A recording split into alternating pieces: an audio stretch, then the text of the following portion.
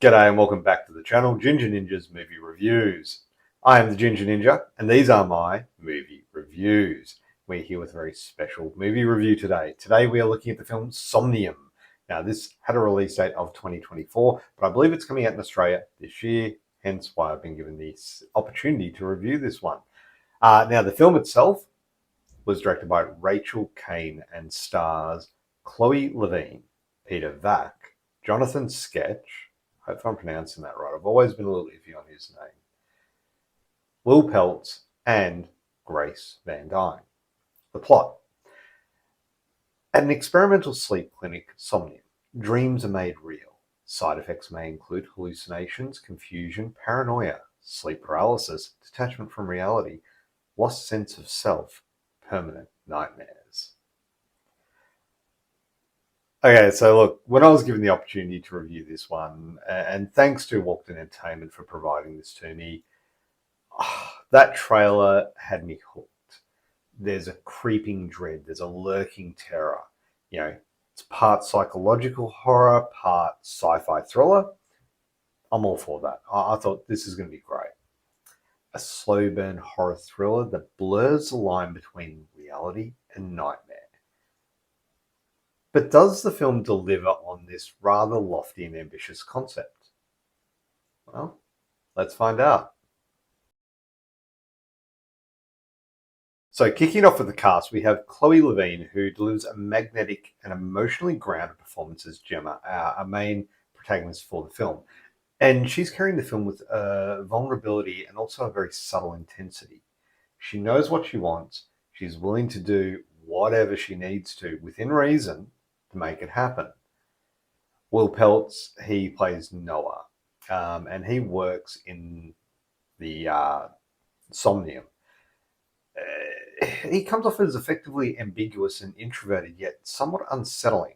He's the clinic's programmer, like he programs the dreams that these people go into, and he just comes off as very unsettling. There's very unsettling vibes there, and that is explained later on in the movie, and I'm trying to go as spoiler-free as I can for the people that have not seen this one. The supporting cast, which includes Grace Van Dyne, which, yes, Casper Van Dyne's daughter, Peter Vack and Jonathan Sketch. Again, hopefully pronouncing that name. I'm probably butchering that name, so I do apologise. They each add their own layer of intrigue and atmosphere, particularly Jonathan Sketch, and really hope I'm not mispronouncing that name, but I probably am. He brings a level of charm laced with menace as a Hollywood producer.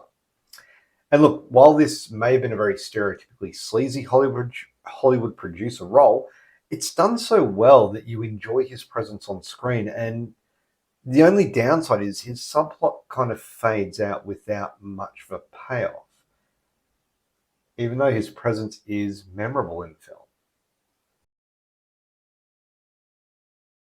Now on to the directing and the writing. As a feature debut, writer-director Rachel Kane makes a very stylish entrance. She paints Somnium in a sleek, lynch-tinged palette. There's moody corridors, there's dreamlike shifts, and very surreal visuals that blur reality and nightmare.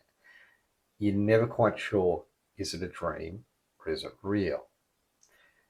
She balances thematic depth, ambition, isolation, identity with a very eerie, dreamlike horror. Now, the slow burn style does demonstrate some confidence in mood and atmosphere. And you may find yourself wondering where this is going and if it's ever going to actually get there, which is unfortunate because the actual movie does pay off. Patience is most definitely a virtue with this one. The third act is without a doubt worth it. And there's this haunting dreamscape where nothing is real, but it all feels real. And one thing that I felt that hampered this was the pacing. There were time jumps going back to Gemma's past and her relationship with Hunter, played by Peter Vack. Now, some of this felt really shoehorned in, like there was a need to further develop the past of our main protagonist, Gemma, but I kind of felt there was more, we needed more in the present day story, not just in the past. Now, when it comes to the ending, like I said, I don't want to spoil this for people that haven't seen it. I did feel it was a little ambiguous. And that is, it's a common theme with, is it real? Is it a dream? Kind of films. Like, you're never quite sure where it actually starts and where it ends. Moving on to the effects. And the effects are used with restraint, and the restraint really does pay off. Now, this is probably a modestly budgeted film. It's not low budget, but it's definitely not a big budget Hollywood blockbuster. And that is why the effects, though limited, when you see them, they are done very effectively. The dream sequences and the clinics, I found it to be rather unsettling. It's almost a retro 70s sci-fi feel to it. You know, they do add atmosphere without over-reliance on massive set pieces. When you go into the doctor's office, it's got that wood paneling that gives it that 70s feel. When they're walking down the corridors, it's very much, it's not like an asylum, but the doors, the way they lock, it kind of gives off that vibe. And then we've got the creature, this skeletal creature that's glimpsed in flickering lights in the background, lurking in shadows. Very effective because you see it there, you think it's going to do something, but it's just there. And bringing that into it was just brilliant. When you see it in full, it does pay off. Again, that third act, the build up to it, it does take its time. It is a slow burn horror. It gets there in time. But the overall visual style leans heavily on atmosphere and the set design and the shadow work. It's enhancing this dreamlike unease rather than chasing spectacle. Rewatchability. I enjoyed this one. I did. But the time jumps affected the pacing for me, and it really took me out of it. It just felt like it took too long to get to the meat of the story. Now, I may go back and watch this one at some point, but I'm probably not going to rush out and rewatch it immediately. Final verdict. Somnium is a chilling and clever indie horror sci-fi debut that really does linger in the mind. I'm still going through the ending in my head, trying to pick up.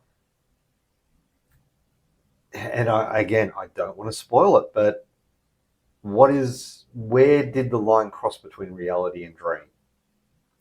Chloe Levine delivers a standout and emotionally resonant performance in our lead role. And Rachel Kane's directing, it crafts a blend of noir and dreamscape, which fits perfectly well into the world. Like I said, its pacing may be off, and the payoff may not be to everyone's taste, but the restrained yet effective special effects and unsettling atmosphere mark it as a memorable first feature. It's not flawless, but it shows enormous creative promise and deserves attention from fans of ambitious and surreal horror. Overall, for a score, this film gets a 7 out of 10. And there you have it. That is my review of Somnium. Again, I do want to say a massive thank you to Walked Entertainment for providing me this one to review. I really got a huge kick out of this one. Like I said, it's not perfect, but damn, it was good to watch. I love some of those eerie scenes just work so well. So yeah, definitely, if you get a chance, I highly recommend you check this one out. It is worth your time. It is worth getting some eyes on this one. So anyway, thank you very much for watching. If you haven't already, please do hit that thumbs up button. Be much appreciated. And if you enjoy these reviews, if you enjoy listening to me talk about movies, hit that subscribe button and that notification bell so you're notified every time I do release a new review. But anyway, thank you very much for watching. Have a great day. Bye.